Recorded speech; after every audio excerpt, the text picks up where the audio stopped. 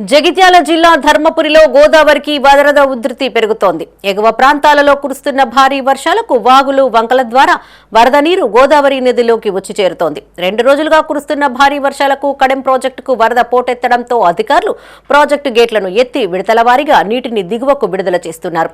దీంతో ప్రస్తుతం వరద ప్రవాహం పుష్కర ఘాట్లను ఆనుకొని కొనసాగుతోంది. కడెం ప్రాజెక్టులోకి భారీగా వరద నీరు వచ్చి చేరడంతో ఉన్నతాధికారుల ఆదేశాల మేరకు ఉదయం 9 గంటలకు 8 గేట్లు ఎత్తి నీటిని దిగువకు విడుదల చేశారు. మధ్యాహ్నం 12 గంటలకు 17 గేట్లు ఎత్తి 161,000 క్యూసెక్కుల నీటిని దిగువకు వదిలారు. వరద ఇలాగే కొనసాగితే మరికొన్ని గేట్లు ఎత్తే అవకాశం ఉంది. దీంతో సాయంత్రం వరకు వరద ఉధృతి మరింత పెరిగే అవకాశం ఉందని అధికారులు భావిస్తున్నారు. భక్తులు లోతట్టు ప్రాంతాల్లోకి వెళ్లకుండా ఎప్పటికప్పుడు అధికారులు అప్రమత్తం చేస్తున్నారు.